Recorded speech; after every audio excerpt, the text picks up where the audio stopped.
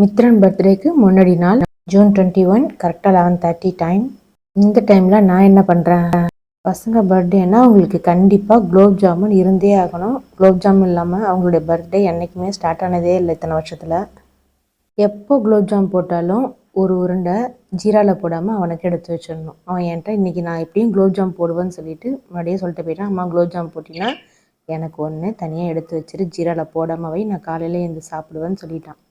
கௌஷி என்ன பண்ணுறான்னு பார்த்தோன்னா, அவள் பர்த்டேக்கு நான் 10 gift கொடுத்தேன். அவள் கேட்டா, அதனால் கொடுத்தேன். அதை பார்த்துட்டு மித்ரன் என்ன பண்ணான்னா, அம்மா கௌஷிக்கு 10 gift கொடுத்தல, எனக்கும் கொடு அப்படி சொல்லிட்டு கேட்டான். 10 giftல என்னென்ன வாங்கணுன்ட்டு நான் கொஞ்சம் ஐடியா சொன்னேன். மீதி கிஃப்டெல்லாம் அப்பாவும் பொண்ணும் போய் வாங்கிட்டு வந்தாங்க. அதில் 4 gift இவளுக்கு தேவையானதை வாங்கிக்கிட்டு என்கிட்டே வந்து சொல்கிறாவ. என்ன கிஃப்ட்டுன்னு கேட்டால், ஹார்ட் போட்ட கிண்ணம், அந்த யுனிக்காக இருக்கிறதெல்லாம் கௌஷி தான் விரும்புவா, மித்ரன் விரும்ப மாட்டான். என்னென்ன கிஃப்ட் வாங்கியிருக்காங்கன்னு நாளைக்கு பிரித்தா தான் தெரியும். அதில் இதெல்லாம் கௌஷிக்கு கொடுக்க போகிறாங்க, இதெல்லாம் கொடுக்க மாட்டான், சண்டை போட போகிறாங்களான்னு நாளைக்கு பிரித்தா தான் தெரியும். 8 gift பேக் பண்ணிட்டா. இது 9th gift. 10th gift தான் அவனுக்கு மிகப்பெரிய சர்ப்ரைஸ். அவனுக்கு நிஜமாக அவன் சர்ப்ரைஸ் ஆவான்னு நினைக்கிறேன். இதெல்லாம் குட்டி குட்டி gift தான், அதுவும் சிம்பிளான ஒரு 500 gift தான். இருந்தாலும் அவன் surprise ஆகுவான். Happy birthday. Thank you. Happy birthday to you. Inga paru. Happy birthday to you. Happy birthday to dear Mitra. Kira paru. Happy birthday to you. Happy birthday. Thank you. Then happy birthday. Dada. மித்ரனுக்கு first gift. Kaushi தான் night 12 மணிக்கு surprise பண்ணலாம் அப்படின்னு சொல்லிட்டு plan பண்ணி எல்லாத்தையும் ready பண்ணிகிட்டே இருந்தா. மஞ்சத்தூள் போட்டு லைட் லேம்ப் வைக்கிறது மித்ரனுக்கு தெரியாதான், கௌஷி தான் ரெடி பண்ணா. அப்படி ஒரு ட்ரெண்டிங் இருக்கிறதே தெரியாதான் மித்ரனுக்கு. அவனுக்கு அது அழகாக இருந்துச்சு, எனக்கு சர்ப்ரைஸாக இருந்துச்சுமான்னு தான் சொன்னான். அந்த கேர்ள் டாய் வந்து கௌஷிக்கான், அப்போவே சொல்லிட்டாவ. அந்த பாய் டாய் தான் மித்ரனுக்கு அப்படி சொல்லிட்டா. தூக்கம் கலையில் இருந்தாலும் அவனுக்கு ரொம்ப சர்ப்ரைஸ் தான். நெக்ஸ்ட் கிஃப்ட் வந்து காலையில் எழுந்ததும் கௌஷி செகண்ட் கிஃப்ட் கொடுத்தா.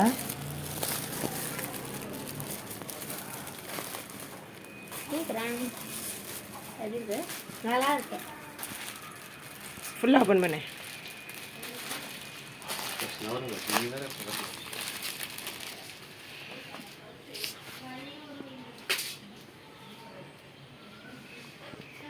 எப்படி இருக்கு நல்லா இருக்கு. சர்ப்ரைஸ், செகண்ட் சர்ப்ரைஸ் எப்படி இருக்கு? செம்மையா இருக்கு.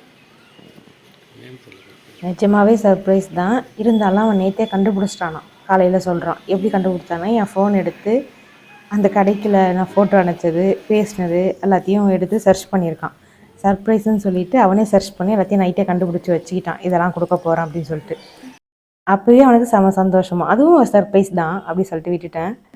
நெக்ஸ்ட்டு கிருத்திகை அன்னைக்கு சரி மித்ரனுக்கும் பர்த்டேவாக இருக்குது அப்படி சொல்லிட்டு கேசரி கிண்டி காலையில் சாமிக்கு படைச்சிட்டு கோயிலுக்கு போகலான்னு கிளம்பணும். அவனுக்கும் கேசரினா ரொம்ப பிடிக்கும், கௌஜாவும் பிடிக்கும்.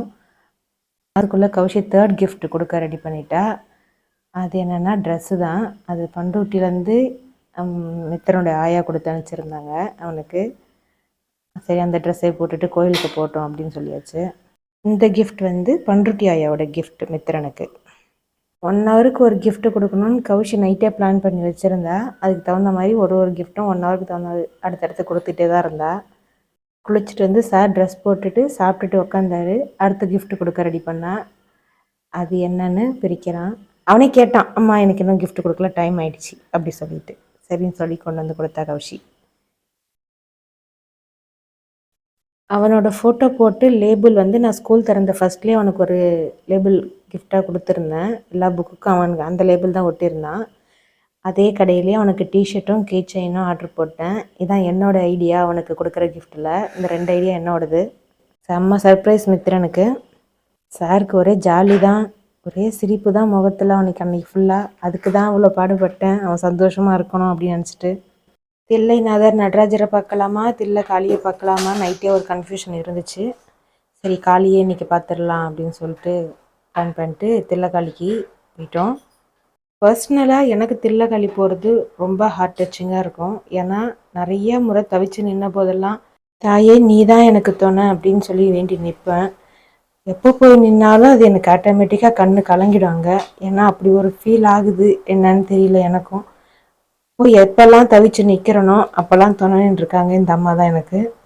அதனால சரி மித்திரனுக்கும் அங்கேயே கூட்டிகிட்டு போயிடலாம் அப்படின்னு சொல்லி பிளான் பண்ணி கூட்டிகிட்டு போயிடுவோம். வாரம் வாரம் மேக்ஸிமம் முடிஞ்ச அளவுக்கு போயிட்டு வந்துடுவேன்.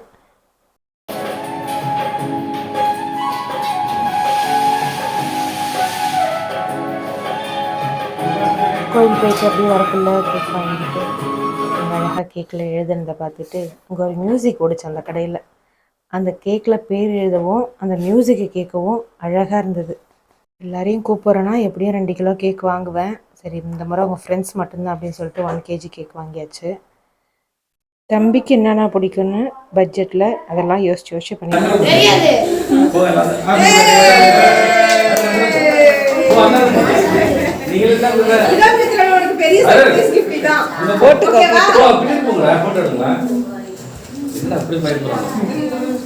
போங்க எல்லாரா.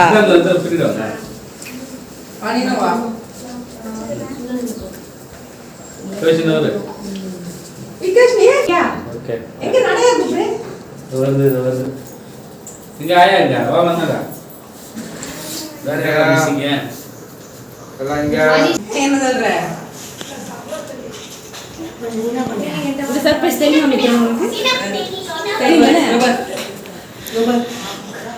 தெரியுமா?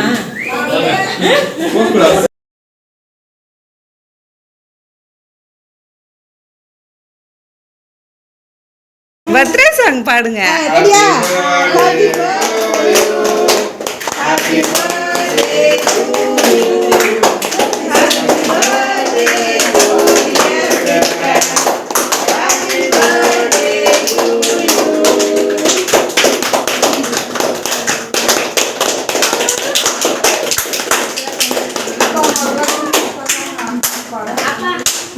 கொஞ்சம் மட்டும் கௌஷி கொடு.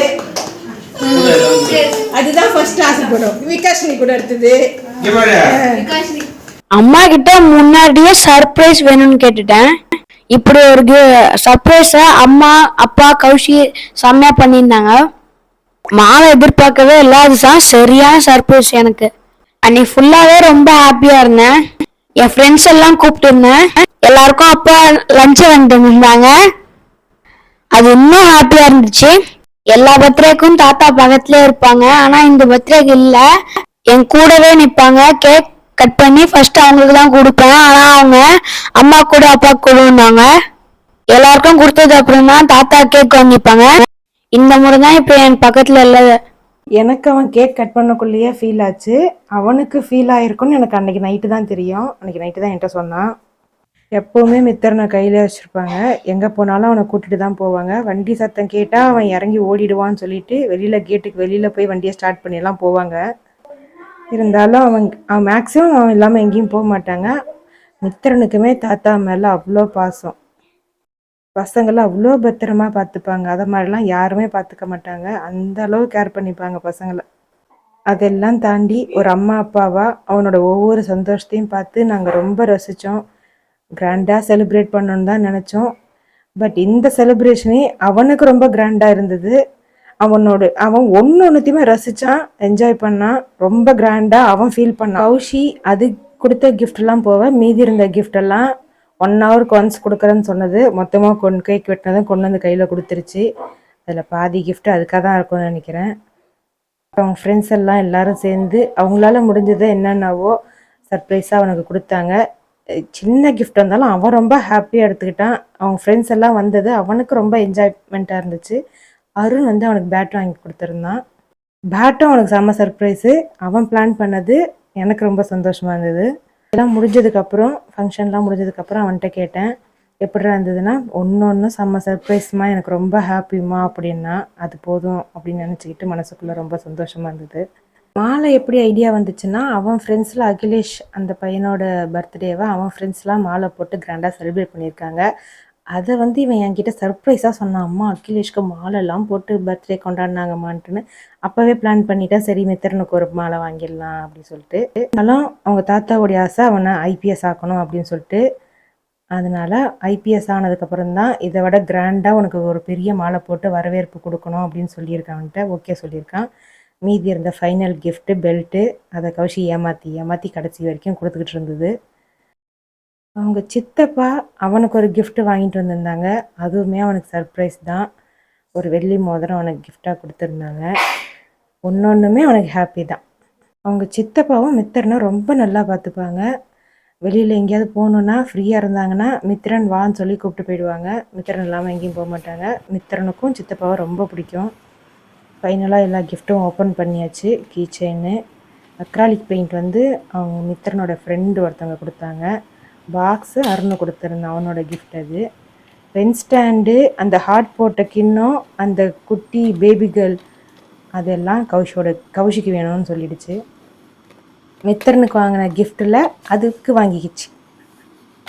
10th பர்த்டே கொஞ்சம் கிராண்டாக செலிப்ரேட் பண்ணலாம் அப்படின்னு சொல்லி பிளான் பண்ணேன். சூழ்நிலை அமையல. அவங்க தாத்தா இல்லை, முடிஞ்ச அளவுக்கு சிம்பிளாக பண்ணிக்கலாம் அப்படின்னு சொல்லிட்டு பிளான் பண்ணேன். ஒரு 2 to 3,000க்குள்ளே எல்லா செலவுமே முடிஞ்சிச்சு.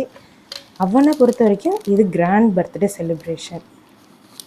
எவ்வளோ சிம்பிள் அண்ட் ஸ்வீட்டாக பண்ண முடியுமோ பண்ணோம். அது அவனுக்கு கிராண்டாக இருந்ததில் அவனுக்கு ரொம்ப சந்தோஷம்.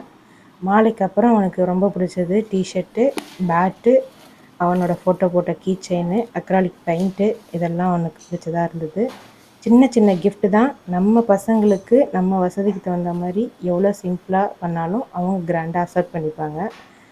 அதனால் எவ்வளோ முடியுமோ அவ்வளோ சந்தோஷப்படுத்துறதுக்கு நம்ம பசங்களுக்கு ட்ரை பண்ணுவோம். ஏன் நம்ம கிராண்டாக பண்ணுறோம், ஏன் நம்ம சிம்பிளாக பண்ணுறோன்னு ஒவ்வொரு சுச்சுவேஷனையும் நான் பசங்களுக்கு சொல்லி புரிய வச்சு தான் வளர்த்துக்கிட்டு வரேன். அவங்களுக்கும் எல்லா கஷ்டமும் தெரியணும். ஆனால் இருந்தாலும் எப்படி இருக்கணும், இல்லாத சூழ்நிலையிலையும் எப்படி இருக்கணும்னு எல்லாமே ஒவ்வொரு சூழ்நிலையிலையும் அவங்களுக்கு நான் சொல்லி கொடுத்துட்டு தான் இருக்கேன். நான் கிராண்டாக செலிப்ரேட் பண்ணதுக்கு அவனோட இந்த சிரிப்பு தான்.